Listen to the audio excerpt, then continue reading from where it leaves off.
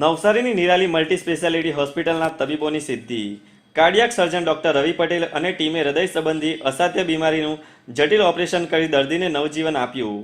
લાખોના ખર્ચે થતું operation Ayushman card યોજના હેઠળ સંપૂર્ણપણે નિઃશુલ્ક કરાયું. નવસારી જીઆઈડીસી સામે નેશનલ હાઈવે નંબર 48 પર આવેલ Nirali multi speciality hospital Navsari પંથકના લોકોને વિવિધ રોગો દર્દ માટેની સ્વાસ્થ્ય સંબંધિત શ્રેષ્ઠતમ સારવાર માટે ખ્યાતનામ છે. નિરાલી મલ્ટી સ્પેશિયાલિટી હોસ્પિટલના સિદ્ધહસ્ત કાર્ડિયાક સર્જન ડોક્ટર રવિ પટેલ અને તેમની ટીમે હૃદય સંબંધિત બીમારીઓની સારવાર તથા ઓપરેશન થકી અનેક દર્દીઓને નવજીવન બક્ષ્યું છે. આવી જ એક જટિલ સર્જરી કરીને ડોક્ટર રવિ પટેલ અને તેમની ટીમે 73 વર્ષના વૃદ્ધને નવજીવન બક્ષ્યું છે. આ સમગ્ર તબીબી કેસની વિગત મુજબ નવસારી ખાતે રહેતા 73 વર્ષીય મહેશભાઈ નાયડુએ લગભગ દોઢેક વર્ષ પહેલા તેમને થયેલ હૃદયરોગના હુમલાને પગલે કોરોનરી એન્જિયોપ્લાસ્ટી કરાવી હતી.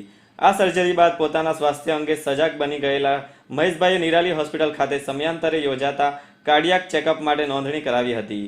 આ ચેકઅપમાં અગાઉ મહેશભાઈને થયેલ હૃદયરોગના હુમલાને પગલે અપ્રાકૃતિક રીતે તેમનું હૃદય પહોળું થઈ ગયું હોવાનું નિદાન કાર્ડિયોલોજિસ્ટ ડોક્ટર જેવિન જામેરિયા દ્વારા કરાયું હતું.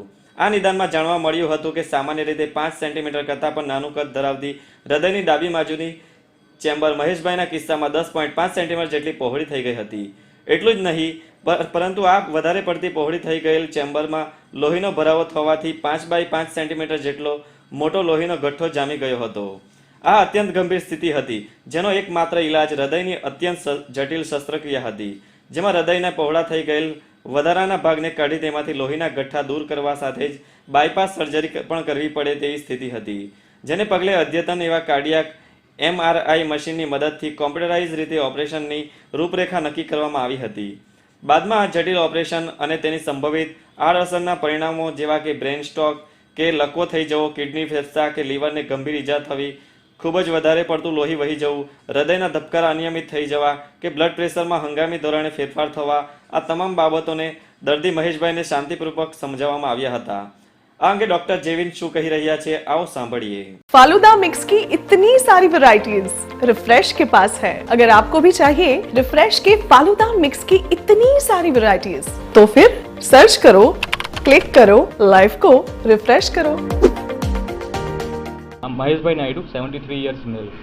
એમને જૂનો હાર્ટ એટેક હતો અને હાર્ટ એટેક પછી એમને 2011માં થોડી ટ્રીટમેન્ટ કરવામાં આવી હતી.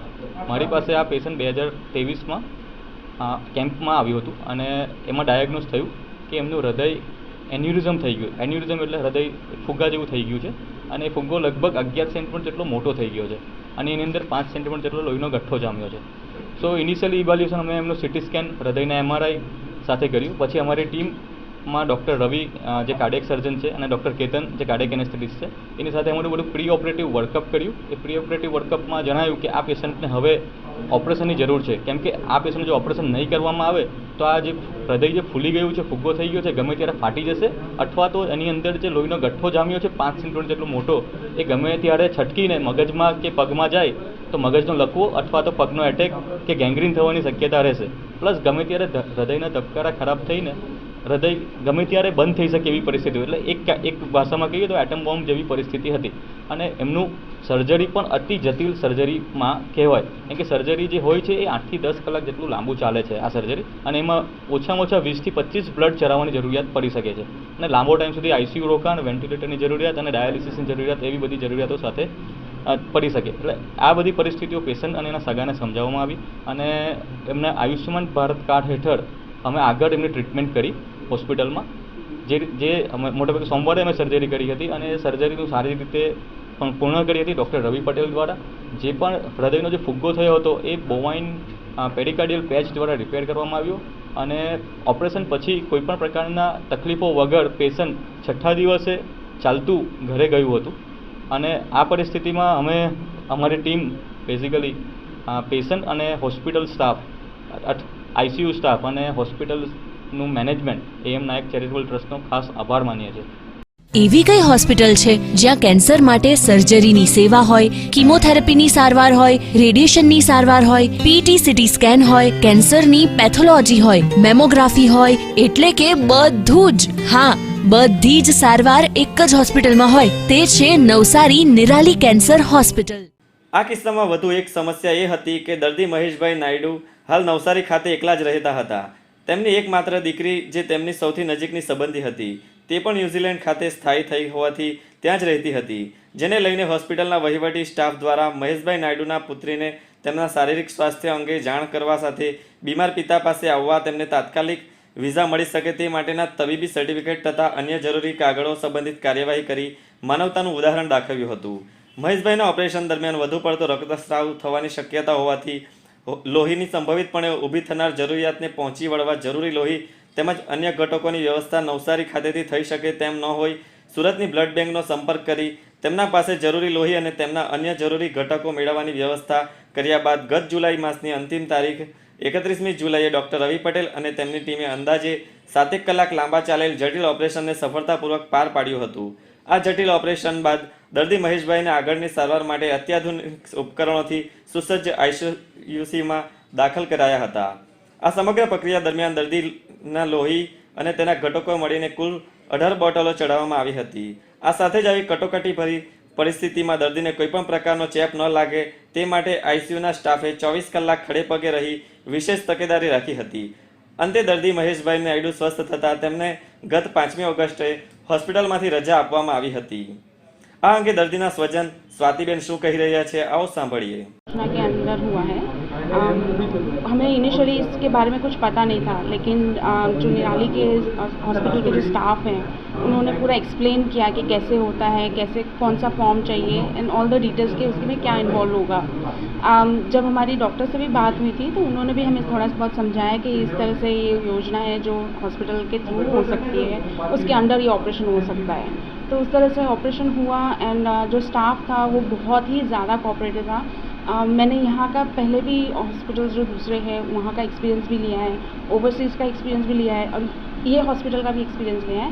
एंड बेस्ड ऑन जो जितने भी हॉस्पिटल्स मैंने अभी तक देखे, इतने भी नहीं देखे लेकिन जितने देखे, आई थिंक इंडिया में ऐसा हॉस्पिटल होना इट्स अ ब्लेसिंग, स्पेशली उन लोगों के लिए जो फाइनेंशियली इतने स्ट्रॉन्ग नहीं हैं एंड फाइनेंस के वजह से वो लोग कई बार अपनी ट्रीटमेंट्स को मिस आउट कर देते हैं.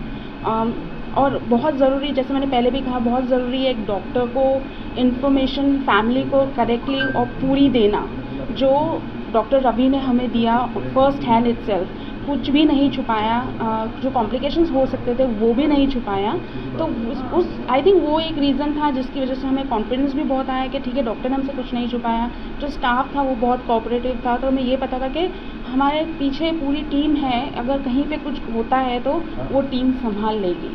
तो we are as a family बहुत थैंकफुल है पूरी हॉस्पिटल स्टाफ को.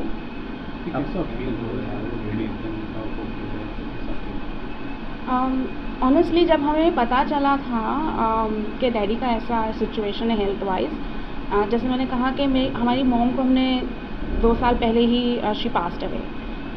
Mentally we are not ready, nobody is ready mentally to lose a parent. जब डैडी को हॉस्पिटल में मैंने बैठे उस कपड़ों में देखा तो थोड़ा सा एक सेटबैक था.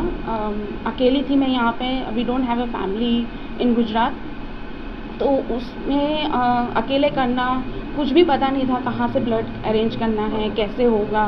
बट जिस तरह से जो स्टाफ पूरा सपोर्ट में आ गया कि जैसे हमें कुछ भी क्वेश्चन था कि ब्लड कैसे लेके आएंगे हमें नहीं पता है, तो उन्होंने उस चीज़ में हमें हेल्प की, इन्फॉर्मेशन की.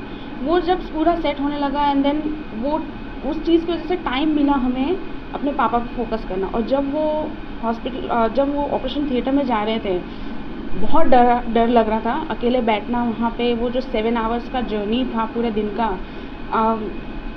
कैसे निकला वो पता नहीं. जैसे ही उनको आईसीयू में शिफ्ट किया एंड देन डॉक्टर ने हमें अंदर बुलाया और बोला ओके यहाँ पे पापा को अभी शिफ्ट किया है, वेंटिलेटर पे रखा है. To see your parent in that situation वो एक सेटबैक होता है किसी भी चाइल्ड के लिए. एक ही चीज़ थी कि पापा को डॉक्टर्स पे भरोसा था, तो मुझे पापा के भरोसे पे भरोसा रखना है एंड वो ताकत देती रही. एंड जिस दिन उन्होंने अंदर हमें बुलाया, थर्ड डे उन्होंने जब अंदर बुलाया बोला कि ब्रेकफास्ट कराना है पापा को, and he looked at me, वो जो लुक था ना आई कैन नेवर फॉरगेट. और एक एश्योरेंस आया कि बस अब it's the road to recovery. આવા જ અવનવા સમાચારો જાણવા માટે જોડા રહો નવસારી લાઈવ અને ઝટપટ news. Nirali Cancer Hospital. open the doors to a new world of hope and assurance.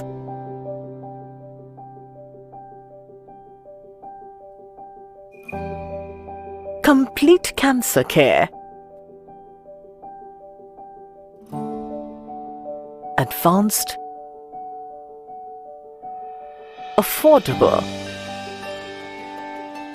accessible, state-of-the-art diagnostic and treatment center.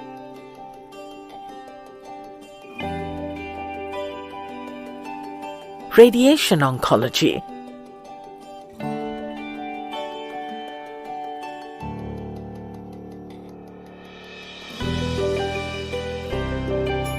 Surgical oncology.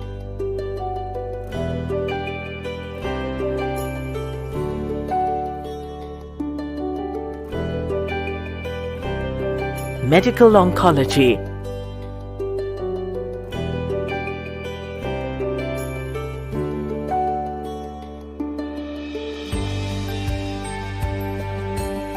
Patient care.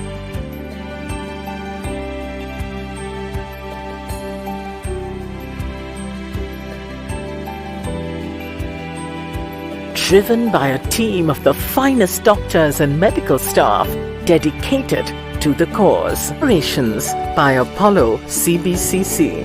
Set up by the Nirali Memorial Medical Trust, founded in his personal capacity by Mr. A.M. Naik, Group Chairman, Lawson & Toubro.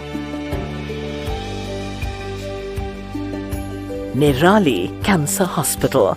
Complete cancer care.